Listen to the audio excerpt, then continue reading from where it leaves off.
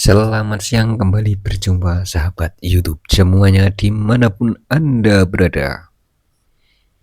Jangan lupa di subscribe dulu yang belum subscribe, yang menemukan video ini juga di like ya, dikasih like, juga komen sekiranya ada hal-hal yang perlu ditanyakan. Masih di tempat yang sama, di tanaman CMB yang belum berbuah, menuju proses polinasi. Kawan-kawan semuanya, masih di suasana cuaca yang sangat lumayan ekstrim, karena di musim kali ini terjadi kemarau basah, jadi tetap hujan, ibaratnya wong Jawa iku jarene rendeng double. Begitu kawan-kawan, meskipun ini di dalam greenhouse sama perawatannya kayak di luar, nggak ada beda-bedanya ya. Kayak di luar greenhouse itu sama aja ngerawatnya. Cukup lumayan aman, daunannya masih mulus dan juga glowing. Bunganya juga mulai muncul, memasuki di usia awal generatif. Nanti polinasinya di cabang yang atas-atas ya. Untuk cabang Y pertama tidak dimanfaatkan untuk polinasi buahnya, biar nggak ada aja. Masih seperti ini. Kalau untuk yang lain, pembahasan tentang insek atau pupuk sudah ada bang di video yang lain, sudah disediakan. Kayak gitu. Umurnya berapa ya nih? Saya sudah lupa. Kayaknya hampir 2 bulan ya umurnya. Ya kayak gitulah. Udah dapat cabang berapa aja nih? Udah banyak kok. Cuma yang di bawah itu nggak dipolinasi, makanya nggak ada buahnya. Kayak gitu loh.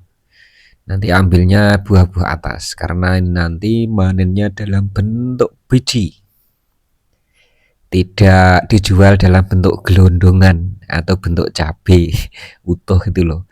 Nanti kalau sudah merah, lalu digiling, dipisahkan kulit dan bijinya, lalu dijemur. Nah, setelah mencapai kekeringannya kisaran 10% kadar airnya, bisa kita jual. Kayak begitu. Untuk kali ini pupuknya sudah masuk itu NPK profesional sama MKP ini ya. Terus untuk doping-dopingnya tetap pakai POC baceman buatan sendiri. Banyak jenis POC yang dipakai, diantaranya ada POC Segorogni, ada POC beras kelor, nah, ada juga Jakaba, ada juga PSB, ada juga bonggol pisang sama buah pisang matang. Tetap masuk bolo-bolo ya. Kayak begitu. Kalau tanya nutrisi-nutrisi yang bagus, banyak nutrisi yang bagus itu. Pokoknya intinya yang menunjang di pembuahan yang unsurnya itu lebih tinggi bagian fosfat dan kalium.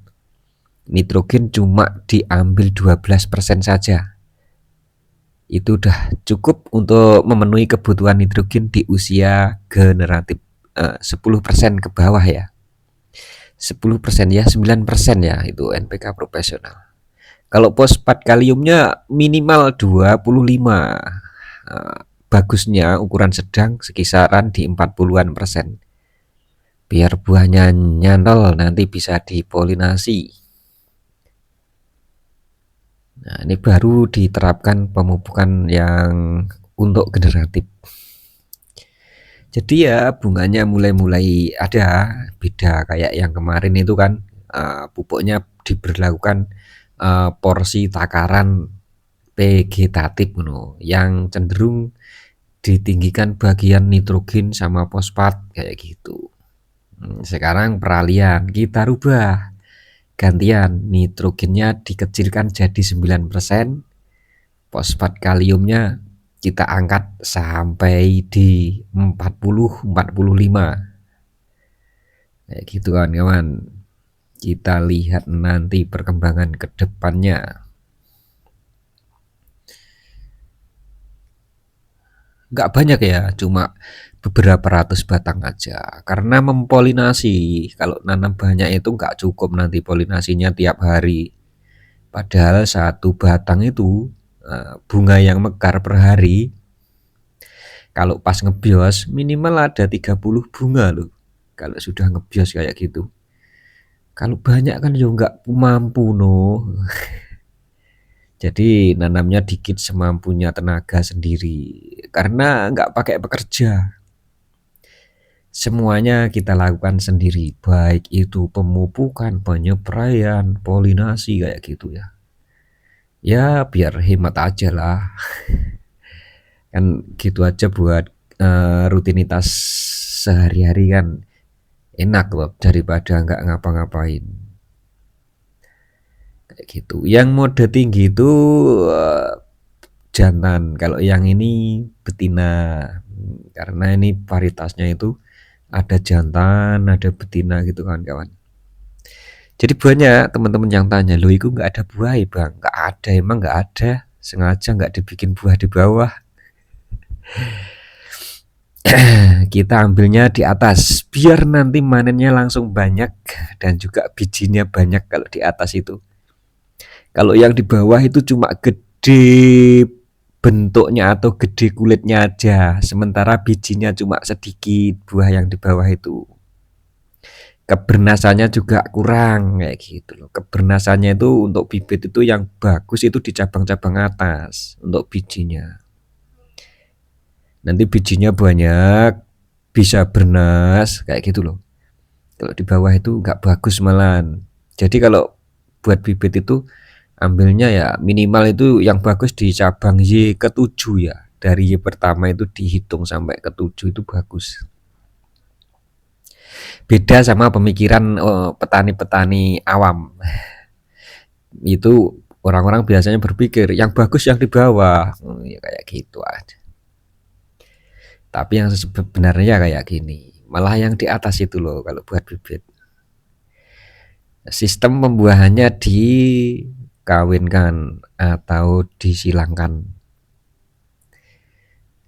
Seperti ini. Kita cek sampai ke ujung. Kondisi masih aman, normal. Kayak begini. Perawatannya yang susah itu kalau di sini tuh loh kutu kebulnya banyak. Lalai sedikit, lengah sedikit, jadi bule kawan-kawan. Yang penting jadi petani itu tetap semangat, telaten. Nanti hasil yang akan memberikan pengganti dari ketelatenan, keseriusan kita. Nek awang-awangen males-malesan yuk gak dadi loh. Iki buahnya saja susah ini. Dipolinasi aja belum tentu dia bisa nyantol semua. Kadang nyantol, kadang enggak kayak gitu. Kekurangan salah satu unsur, kelebihan salah satu unsur aja dia rontok lagi kayak gitu. Beda sama cabai-cabai sayur yang sampean tanam itu mudah kalau yang itu. Kalau yang ini super rumit, super sulit, super susah nyusahin. Kalau yang belum pernah nyoba itu baru nyoba sekali, jengkel karena nanti manen bunga dari bunga jantan, lalu dipelintir-pelintir diambil polennya, lalu setelah terpisah polennya diopen semalam. Setelah diopen paginya kita ayak lagi untuk memisahkan si polen sama serbuk sari. Setelah itu siap dipakai untuk polinasi, pakai cincin alat untuk polinasinya. Dan polinasinya itu tiap hari, bunga satu persatu. Makanya rumit, menjengkelkan. Jarang yang telaten, jarang yang berani menanam yang kayak gini. Nanti kalau sudah panen juga masih melewati uji laboratorium. Nanti kalau belum lolos semua yuk nggak bayaran gitu kawan-kawan ya. Kalau kita panennya sudah memenuhi syarat baru nanti bayaran. Jadi petani-petani yang mau menanam kayak gini mentalnya double. Meskipun sudah panen tidak akan menjamin iki lulus apa gak yo kayak gitu. Tapi semua itu ya yang penting kita itu belajar serius, telaten, tidak akan mengecewakan. Sama aja. Kalau sudah terbiasa yo wis gak ono bedane.